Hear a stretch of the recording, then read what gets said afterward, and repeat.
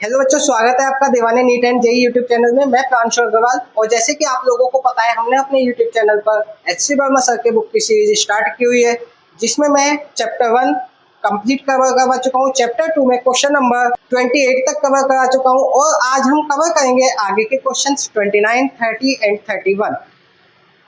तो जल्दी से स्टार्ट करते हैं वीडियो को बिना टाइम वेस्ट किए। अगर मैं क्वेश्चन नंबर 29 की बात करूं तो क्वेश्चन नंबर 29 में कह रहे हैं कि rate of change of y with respect to an independent variable x is given by this। हमें दिया गया है dy upon dx equal to X square और कह रहे हैं कि बताइए y क्या होगा इन टर्म्स ऑफ x, यानी कि y की वैल्यू बतानी है इन टर्म्स ऑफ x। सबसे आसान क्वेश्चन इस चैप्टर का। भाई y चाहिए ना, तो बाकी चीजें दूसरी तरफ ट्रांसफर कर दो, तो dx को इधर पहुंचा देंगे। अब मुझे y चाहिए, क्या कर दो, इंटीग्रेशन। ठीक है, y dy का इंटीग्रेशन क्या हो जाएगा y, और एक्स स्क्वायर का इंटीग्रेशन क्या हो जाएगा एक्स क्यूब बाई 3। लेकिन यहाँ पर मुझे क्वेश्चन के अंदर लिमिट्स नहीं दी गई हैं, तो मैं यहाँ पर कौन सा इंटीग्रेशन कर रहा हूँ, इंडेफिनिट इंटीग्रेशन। और जब इंडेफिनिट इंटीग्रेशन करते हैं तो साथ में एक इंटीग्रेशन कॉन्स्टेंट c भी आता है। ठीक है, तो y की वैल्यू मुझे मिल गई इन टर्म्स ऑफ x। इससे इजी क्वेश्चन इस चैप्टर में हो ही नहीं सकता था। ठीक है, तो जल्दी से नोट डाउन कर लीजिए। क्वेश्चन नंबर 30 की तरफ मूव करते हैं। तो अब अगर क्वेश्चन नंबर 30 की बात करें तो ये भी बहुत इजी क्वेश्चन है। इसमें भी क्या कहा जा रहा है, इसमें कह रहे हैं कि ये कुछ नंबर्स हमें दिए गए, इनमें सिग्निफिकेंट डिजिट्स बतानी है कितनी है। तो सिग्निफिकेंट डिजिट्स बताने के लिए सबसे पहले तो मैं थोड़ी सी आपको समझा दूं कि देखो, जितने भी नॉन जीरो नंबर्स होते हैं वो तो सिग्निफिकेंट होते हैं, उनकी तो कोई टेंशन ही नहीं है। बस देखना है जीरो को, बीच वाले जितने भी जीरो जाए, बीच में जितने भी जीरो जाएंगे सब सिग्निफिकेंट होंगे। प्रॉब्लम रहेगी स्टार्टिंग और लास्ट वाले जीरोज की। तो जैसे ये लिखा हुआ है, अगर ये लास्ट वाला जीरो है ना, ये बीच में है, ये तो सिग्निफिकेंट होगा। देखना किस पे है, खाली इसको। तो लास्ट वाला जीरो अगर बिना डेसिमल पॉइंट के है, इस पूरे नंबर में कहीं भी डेसिमल पॉइंट नहीं है, तो लास्ट वाला जीरो नॉन सिग्निफिकेंट होगा। ठीक है, लास्ट वाला जीरो नॉन सिग्निफिकेंट होगा। लेकिन अगर इस नंबर में कहीं भी पॉइंट लग जाता है, अब ये जीरो जो लास्ट वाला जीरो है वो सिग्निफिकेंट हो जाएगा। तो सबसे पहली बात, इंपॉर्टेंट बात ये समझनी है कि जो टर्मिनेटिंग जीरोज होते हैं, यानी कि जो सबसे लास्ट वाले जीरोज होते हैं, अगर वो डेसिमल पॉइंट के साथ हैं या डेसिमल पॉइंट के बाद है या नंबर में कहीं भी डेसिमल पॉइंट एग्जिस्ट कर रहा है, तो लास्ट वाले जीरो सिग्निफिकेंट हो जाते हैं। लेकिन अगर कहीं भी पूरे नंबर में कहीं भी डेसिमल पॉइंट नहीं है, तो फिर लास्ट वाले जीरो जितने भी हैं सब नॉन सिग्निफिकेंट होंगे। और बात रही स्टार्टिंग के जीरोज की, तो स्टार्टिंग के जीरोज तो चाहे डेसिमल पॉइंट के साथ हो या विदाउट डेसिमल पॉइंट हो, ये सब नॉन सिग्निफिकेंट होते हैं। स्टार्टिंग वाले जीरोज कभी भी सिग्निफिकेंट नहीं हो सकते। ये दो बातें हमेशा याद रखोगे, बाकी सब कुछ सिग्निफिकेंट होता है।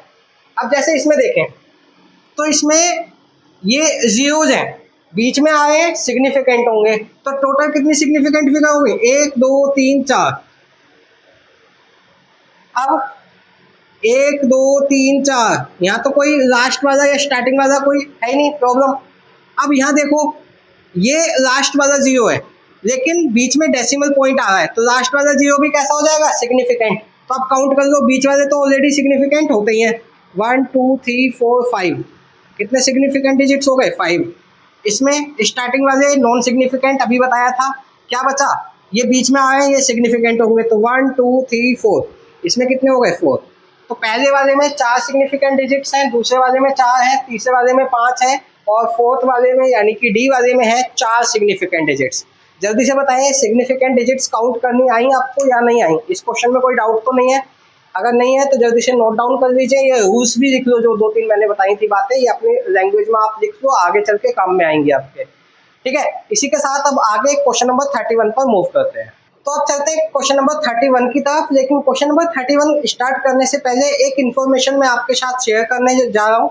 जैसे कि हम लोगों को पता है कि इस वीक हमारा ये चैप्टर कंप्लीट हो जाएगा और हमें चैप्टर नंबर 3 स्टार्ट करना है, जो कि है मोशन के बारे में। लेकिन अगर मोशन वाले चैप्टर की बात करूँ तो मैक्सिमम बच्चों को एक टॉपिक में बहुत ज़्यादा डाउट होता है, जिसको हम कहते हैं रिलेटिव वेलोसिटी। रिलेटिव वेलोसिटी जैसे Rain Man problem, river boat problem, है ना, अम्ब्रेला वाली प्रॉब्लम्स, ये सब प्रॉब्लम्स आपने भी फेस की होंगी अपने स्कूल टाइम में। स्कूल में जब ये चैप्टर चल रहा होगा तो इसमें काफ़ी बच्चों को प्रॉब्लम रहती है। तो मैंने अपकमिंग संडे को एक क्लास ऑर्गेनाइज किया है ऑनलाइन मेथड में, जो कि यूट्यूब पर नहीं होगी, डिफरेंट प्लेटफॉर्म पर होगी। अगर आप लोग भी उस क्लास को ज्वाइन करना चाहते हैं, जो बिल्कुल फ्री ऑफ कॉस्ट है, तो आप वीडियो के डिस्क्रिप्शन में आपको गूगल फॉर्म का लिंक दिया गया है, उस गूगल फॉर्म को आप फिल कर दीजिए ताकि आपकी इन्फॉर्मेशन मेरे पास आ जाए और मैं आपको क्लास की लिंक और उस क्लास के बारे में इंफॉर्मेशन शेयर कर पाऊँ। तो इंटरेस्टेड बच्चे जल्दी से गूगल फॉर्म को फिल कर दीजिए वीडियो को पॉज करके, और जिन बच्चों ने फिल कर दिया है वो आगे क्वेश्चन नंबर 31 देखेंगे। अब चलिए, तो क्वेश्चन नंबर 31 की अगर मैं बात करूं तो क्वेश्चन नंबर 31 में क्या है कि एक मीटर स्केल है। सबसे पहले तो समझना यह है कि मीटर स्केल क्या होता है। तो एक ऐसा स्केल जो लेंथ को मीटर में मेजर कर सकता हो, या जो किसी भी लेंथ को 1 मीटर तक मिनिमम मेजर कर सकता हो, है ना, या जिसकी लेंथ खुद 1 मीटर हो, उसको मीटर स्केल कहते हैं। ठीक है, अब उसको ग्रेजुएट यानी कि आपने एक नॉर्मल स्केल देखी होगी, इसमें डिविजन्स बने होते हैं, है ना, छोटे छोटे डिविजन्स होते हैं। वैसे ही मीटर स्केल पर भी वो डिविजन्स बने हुए हैं, और वो जो डिवीजन है वो कितने का है, 1 mm का। एक सबसे छोटा जो डिवीजन है वो कितने का है, 1 mm का, है ना। जो स्केल ग्रेजुएट यानी कि डिवीजन बनाए गए हैं, या कह सकते हैं जो कैलिब्रेशन किया गया है, वो किसमें किया गया है, मिलीमीटर्स में। तो हमसे कह रहे हैं बताइए किसी भी लेंथ को मेजर करते समय हमारे पास मैक्सिमम कितने सिग्निफिकेंट डिजिट्स हो सकते हैं। तो देखो समझते हैं। अगर मैं 1 मीटर की बात करूं तो 1 मीटर में कितने mm होते हैं, 1000 mm। अब मैं अगर किसी भी लेंथ की अगर किसी भी लेंथ को मेजर कर रहा हूं तो वो कितना भी हो सकता है। हो सकता है वो 999 mm हो सकता है वो 9998 हो, है ना, कुछ भी हो सकता है। अब अगर मैं देखूं तो वो 999 mm को तो वो एग्जैक्टली मेजर कर सकता है ना। लेकिन अगर सिग्निफिकेंट डिजिट्स की डेफिनेशन की बात करूं तो सिग्निफिकेंट डिजिट्स में सभी सर्टेन डिजिट्स आती हैं, यानी कि जो एग्जैक्टली मेजर की जा सकते हैं, साथ में एक अनसर्टेन डिजिट भी आती है। इसका मतलब इसके आगे एक कोई ना कोई अनसर्टेन डिजिट भी ली जाएगी, समझे भाई। जो स्केल है उसके डिविजन्स किस में है, mm में, तो वो mm तक तो मेजर कर सकता है ना एग्जैक्टली, यानी कि उसमें जो सर्टेन डिजिट्स होंगी वो mm तक तो होंगी। mm से छोटी डिजिट जो होगी, यानी कि उसके बाद जो पॉइंट में आनी है, वो अनसर्टेन होगी। लेकिन सिग्निफिकेंट डिजिट्स के अकॉर्डिंग एक अनसर्टेन डिजिट भी हमें लेनी होती है। तो स्टार्टिंग की 3 डिजिट्स तो सर्टेन हो गई और लास्ट की 1 डिजिट अनसर्टेन हो गई। तो टोटल सिग्निफिकेंट फिगर्स कितनी हो सकते हैं, इसमें 4 हो सकती हैं।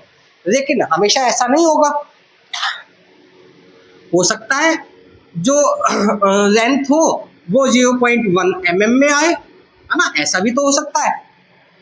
तो मिनिमम तो जो पॉसिबल सिग्निफिकेंट डिजिट्स हैं वो कितनी हो सकती हैं, 1 सिग्निफिकेंट डिजिट भी हो सकती है, 2 भी हो सकती हैं, 3 भी हो सकती हैं और 4 भी हो सकती हैं, लेकिन 4 से आगे नहीं होंगी बिल्कुल भी। तो 1, 2, 3 एंड 4 सिग्निफिकेंट डिजिट्स हमारे आंसर में आ सकती है। क्लियर हुआ क्वेश्चन। अगर इस क्वेश्चन में या आज के डिस्कस किए हुए किसी भी क्वेश्चन में आपको कोई प्रॉब्लम है तो जल्दी से मुझे कमेंट बॉक्स में बताइए। कमेंट बॉक्स आपके लिए ओपन है। मैं आपको सेपरेटली वीडियो प्रिपेयर करके उस डाउट के ऊपर जो भी आपका डाउट्स होगा मैं आपको प्रोवाइड कराऊंगा। साथ ही चैनल को सब्सक्राइब कर दीजिए, वीडियो को लाइक करके फ्रेंड्स के साथ जरूर शेयर कर दीजिए, क्योंकि जब आप फ्रेंड्स के साथ शेयर करते हैं और हमारे चैनल को सब्सक्राइब करते हैं तो हमारा मोटिवेशन इंक्रीज होता है।